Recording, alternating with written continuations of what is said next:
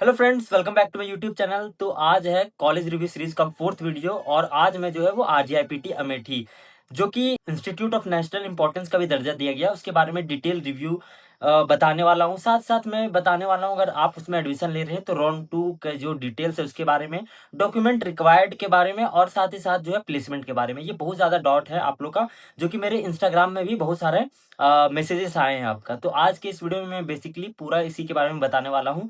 तो चलिए वीडियो को स्टार्ट करते हैं।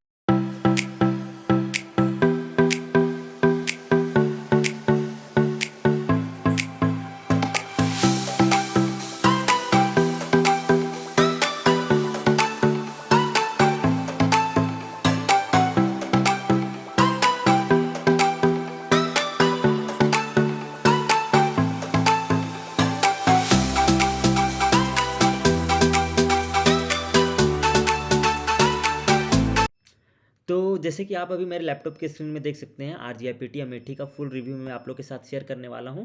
इसमें मैं आप लोग को जो है वो सबसे पहले introduction, infrastructure, modes of admission, courses, seat matrix, fee structure, cut off, placement, hostel and others ये बताने वाला हूँ। इसके साथ साथ मैं जो है पिछले साल का राउंड 2 का क्या कट ऑफ था वो भी आप लोग के साथ शेयर करूँगा, प्लेसमेंट डेटा शो करूँगा। तो साथ साथ मैं आप लोग को बताने वाला हूँ कि कौन कौन सा डॉक्यूमेंट रिक्वायर्ड रहने वाला है अगर आप जो है एडमिशन इसमें लेते हैं तो सबसे पहले मैं आप लोग को इंट्रोडक्शन के साथ स्टार्ट करता हूँ। तो ये जो आरजेपीटी अमेठी है वो 2008 में इस्टेब्लिश हुआ था।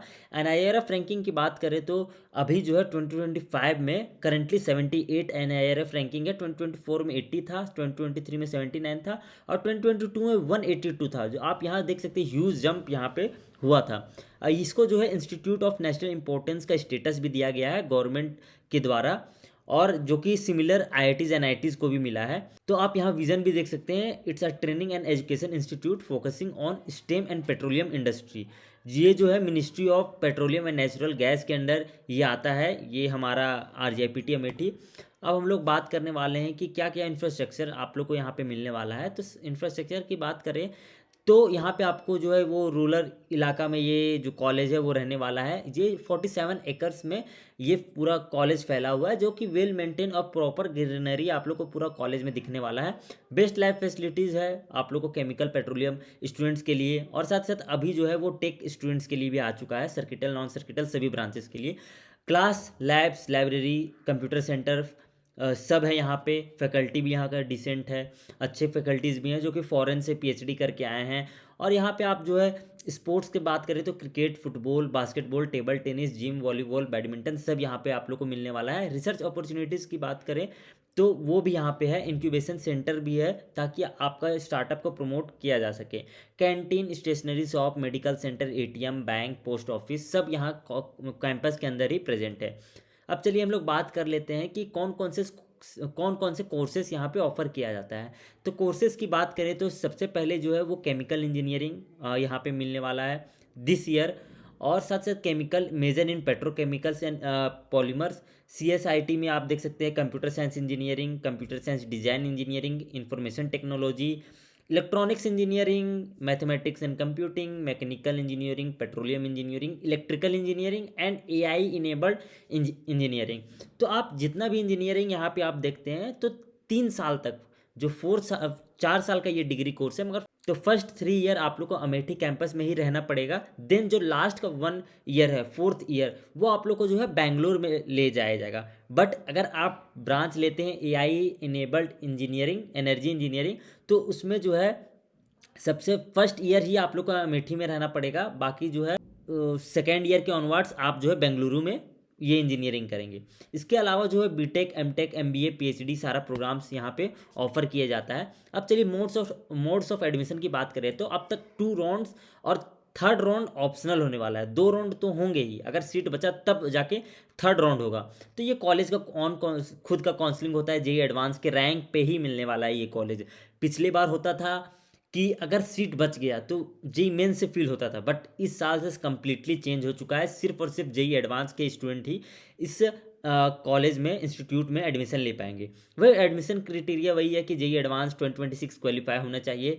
आपको जो है बोर्ड्स में क्लास 12th में 60% एग्रीगेट मार्क्स होने चाहिए और साथ साथ जो है SC ST के लिए 55% होने चाहिए। आप यहाँ पे देख सकते हैं। अब चलिए हम लोग बात करते हैं कि राउंड 2 का क्या डिटेल्स है। जैसे कि अभी जो है 19 जुलाई को ही राउंड 2 का जो एप्लीकेशन है वो क्लोज हो चुका है। तो अगर अब तक आप फॉर्म नहीं फिल किए थे तो लास्ट डेट कल ही था।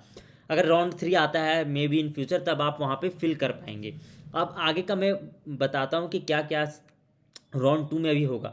जैसे आज 20 जुलाई है, तो आज जो आपको सीट अपग्रेडेशन और सीट अलॉटमेंट ये आप लोग को वहाँ पे मिलने वाला है।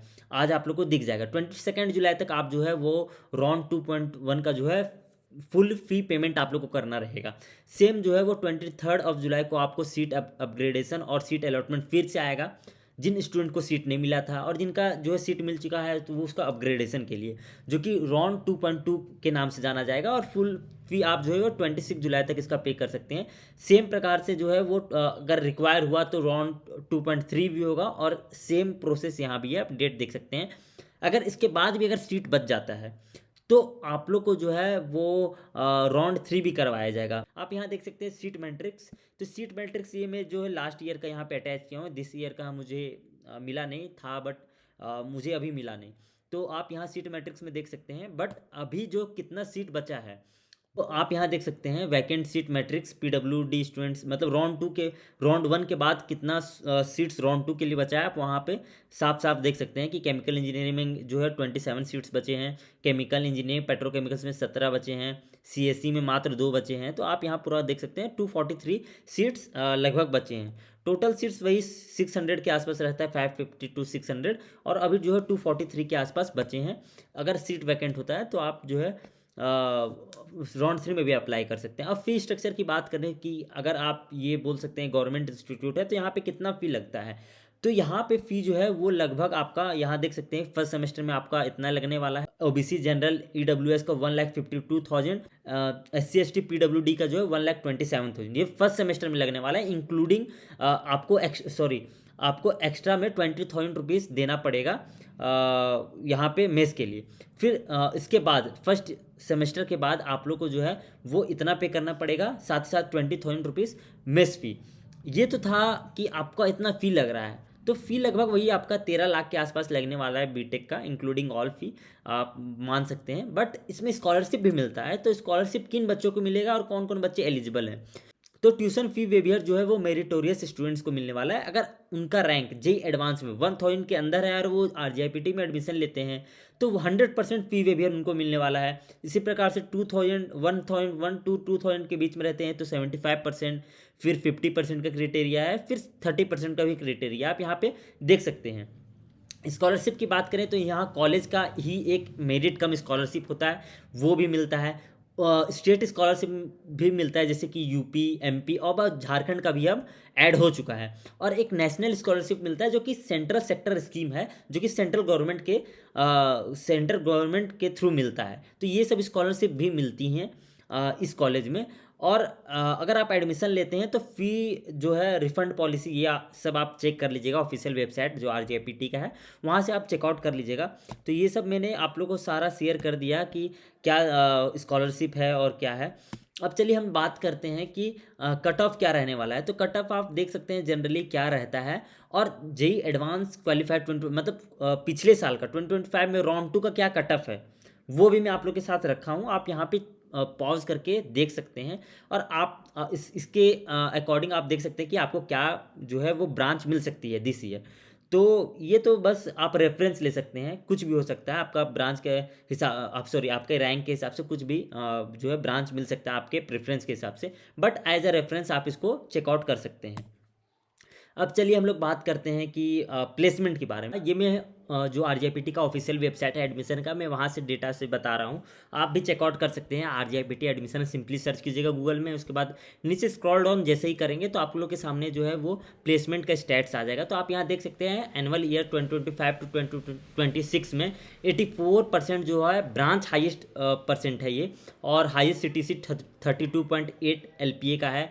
93% जो है रिक्रूट की है वो प्राइवेट सेक्टर की है, 7% जो रिक्रूट की है वो PSU सेक्टर की है, और 10 ब्रांच कवर हैं जो एनुअल ईयर 2025-2026 में आप देख सकते हैं सबसे ज़्यादा जो है इलेक्ट्रॉनिक्स इंजीनियरिंग, जिसका 84% प्लेसमेंट है। एमएनसी का 82% है, आप यहाँ चेकआउट कर सकते हैं। सीटीसी भी आप देख सकते हैं कि कितना सीटीसी मिला है। सीएससी को हाईएस्ट 32.8 एलपीए का, एवरेज 10 एलपीए का है। तो आप जो है हाईएस्ट और एवरेज देख सकते हैं। सेम जो है 2024-2025 एनुअल ईयर के लिए भी आप देख सकते हैं, सीटीसी देख सकते हैं पॉज करके।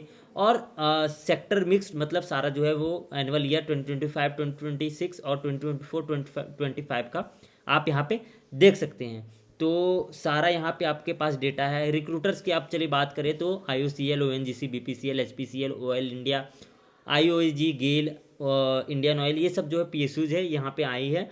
तो पास्ट रिक्रूटर भी आप देख सकते हैं जो कि फाइनेंशियल ईयर 2024-2025 की है। ये तो था प्लेसमेंट का। आप प्लेसमेंट ऐसे भी देख सकते हैं, आपको सिंपली RJPT प्लेसमेंट सर्च करना है तो आपके सामने ये पोर्टल आएगा। तो इस पे जाके देख सकते हैं कि कितने स्टूडेंट एलिजिबल थे, कितने स्टूडेंट प्लेस्ड हुए और कितने को मल्टीपल ऑफर मिला और किन किन से जो है रिक्रूटर यहाँ पे विजिट की है। तो ये आप यहाँ भी देख सकते हैं। तो चलिए वीडियो में आगे बढ़ते हैं। हम बात करते हैं कि क्या है RJPT हॉस्टल में क्या है। तो लगभग 7 बॉयज़ हॉस्टल हैं, 2 गर्ल्स हॉस्टल हैं और लगभग बॉयज़ टू गर्ल्स रेशियो 1:5 1:6 का रहता है। Bed, table, chair, book shelf, cupboard सब आप लोग को रूम में अवेलेबल रहेगा। डबल शेयरिंग रूम भी जो है वो आप लोग को मिलने वाला है। और वाईफाई फैसिलिटी भी आप लोग को डिसेंट मिलने वाला है। Common washroom are maintain and clean regularly. Washing machine are also available. Common room with TV. Mess food आप बोल सकते हो ओके यहाँ पे मिलेगा आपको। अब चलिए हम लोग बात करते हैं अदर्स, जो कि फेस्ट है। इसके बाद मैं आप लोगों को बताऊंगा कौन कौन से डॉक्यूमेंट रिक्वायर्ड हैं लगेंगे अगर आप एडमिशन लेते हैं। तो सबसे पहले फेस्ट के बारे में बताते हैं, जो कि एनर्जिया, जो कि आपका जो स्पोर्ट्स फेस्ट है। कलतरंग, जो कि कल्चरल फेस्ट है। ऊर्जोत्सव, जो कि आपका टेक्निकल फेस्ट है। और सौहार्द, जो कि सोशल सर्विसेज का एक फेस्ट है। अब बात करते हैं सोशल एंड काउंसिल क्लब्स कौन कौन से। तो IEEE क्लब है, कल्चरल काउंसिल क्लब है, SNT है, वही science and technology council, sports council है, म्यूजिक क्लब है, डांस क्लब है, सोशल सर्विसेज काउंसिल है। ये सब है आप लोग को। और 75% जो अटेंडेंस है वो आप लोग को कंपलसरी यहाँ पे मिलेगा। अगर आप किसी कारणवश से आपको जो है डिजायर्ड ब्रांच नहीं मिला है तो फर्स्ट सेमेस्टर में अगर आप अच्छा करते हैं तो आप अपना ब्रांच को जो है वो अपग्रेड कर सकते हैं। तो अब चलिए बात करते हैं कौन कौन से डॉक्यूमेंट आप लोग को रिक्वायर्ड रहेगा। तो आप एज अ रेफरेंस इसको रख सकते हैं। आप अगर एडमिशन लेंगे तो आपके पास ईमेल आ जाएगा कि आपको कौन कौन सा डॉक्यूमेंट चाहिए। बट मैं इसको बता रहा हूँ, आप ये सबको एटलीस्ट पहले से तैयार करके रखिएगा। ये सब आपको ज़रूरत पड़ने वाला है।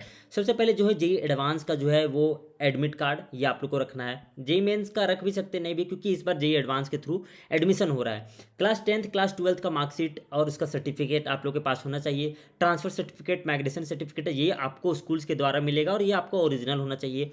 आधार कार्ड का जेरोक्स या आधार कार्ड ये आपके पास रहना चाहिए। वैलिड कास्ट सर्टिफिकेट, अगर आप कोई कैटेगरी के थ्रू अपने एडमिशन लिए हैं तो कास्ट सर्टिफिकेट आप लोग को रहना ही चाहिए। OBC NCL certificate, self declaration form भी अगर एप्लीकेबल है तो वो अटैच कीजिएगा।